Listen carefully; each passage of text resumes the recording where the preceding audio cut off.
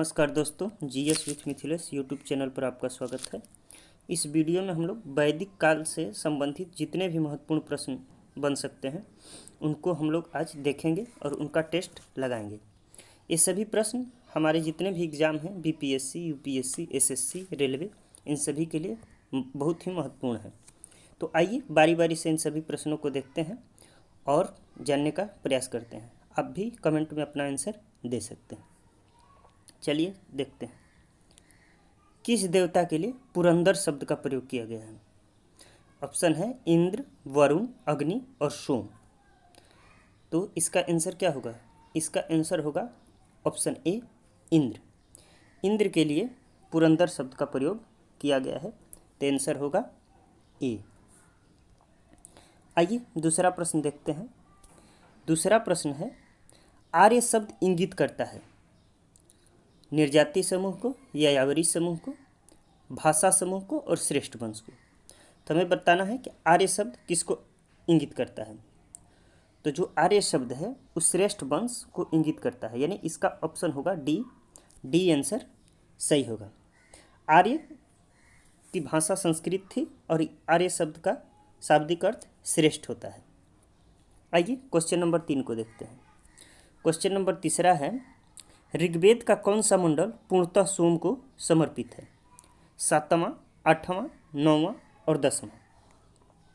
तो देखिए, जो ऋग्वेद का 9वां मंडल है यानी ऑप्शन सी, यही सोम को समर्पित है। ऋग्वेद का 9वां मंडल सोम को समर्पित है, तो इसका आंसर होगा ऑप्शन सी। आइए चौथा क्वेश्चन को देखते हैं। चौथा क्वेश्चन है, 800 से 600 ईसा पूर्व का काल किस युग से जुड़ा है? ऑप्शन है ब्राह्मण युग, सूत्र युग, रामायण युग और महाभारत युग। तो जो 800 से 600 ईसा पूर्व का काल है वो उस काल को हम लोग ब्राह्मण युग के नाम से जानते हैं, यानी इसका आंसर होगा ऑप्शन ए। पांचवा क्वेश्चन, गायत्री मंत्र किस पुस्तक में मिलता है? ऑप्शन है उपनिषद, गीता, ऋग्वेद और यजुर्वेद। तो जो गायत्री मंत्र है उसका वर्णन ऋग्वेद में है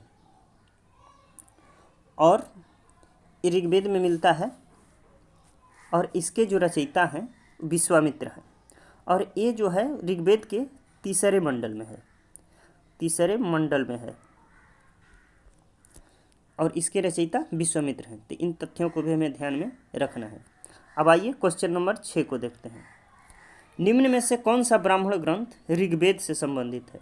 ऐतरेय, गोपद, शतपथ और तैत्तिरीय। तो जो इनमें से है कि ऋग्वेद से संबंधित जो ब्राह्मण ग्रंथ है वो है ऐतरेय, यानी ऑप्शन ए सही होगा। आइए अगला क्वेश्चन, संस्कारों की कुल संख्या कितनी है? ऑप्शन है 10, 12, 15 और 16।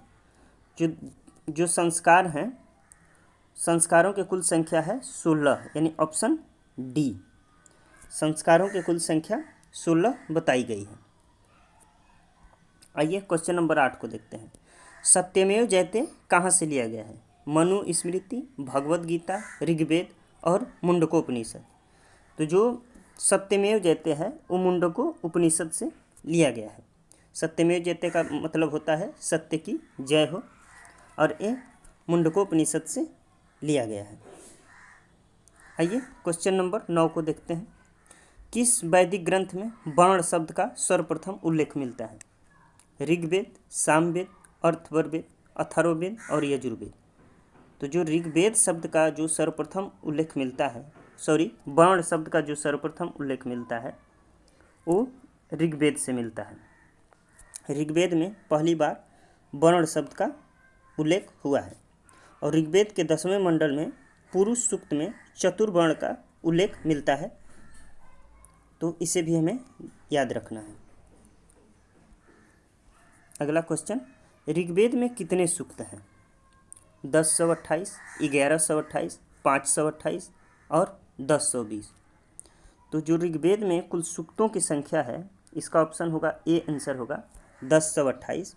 ऋग्वेद में कुल 10 मंडल हैं और 1028 सूक्त हैं और 10,555 ऋचाएँ हैं। ऋग्वेद के जो सर्वाधिक सूक्त हैं वो इंद्र को समर्पित हैं, इंद्र से संबंधित 250 सूक्त ऋग्वेद में निहित है। आइए क्वेश्चन नंबर 11 को देखते हैं। उपनिषदों का मुख्य विषय है, यानी उपनिषदों का मुख्य विषय क्या है? सामाजिक व्यवस्था, दर्शन, विधि और राजनीति। तो उपनिषदों का जो मुख्य विषय है दर्शन है, क्योंकि उपनिषद जो हैं वो दर्शन पर आधारित हैं। तो इसका आंसर होगा ऑप्शन बी, दर्शन। क्वेश्चन नंबर 12, नचिकेता यम संवाद किस उपनिषद में मिलता है?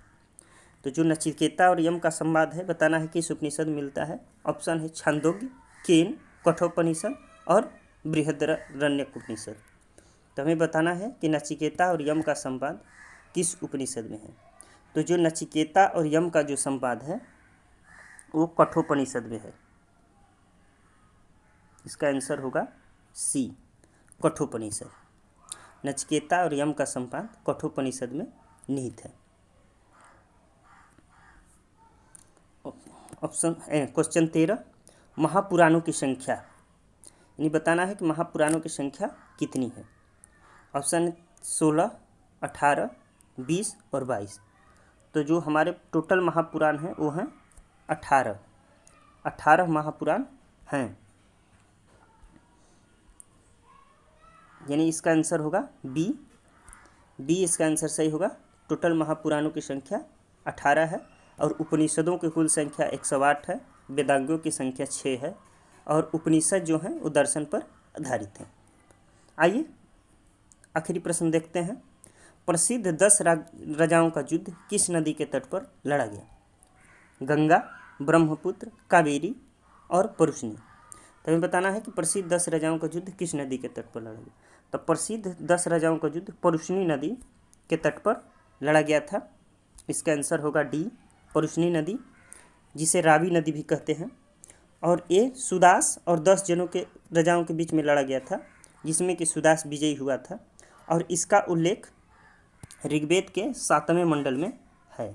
7वें मंडल में इसका उल्लेख किया गया है 10 राजाओं के युद्ध का, जिसे दशराज्य युद्ध भी कहा गया।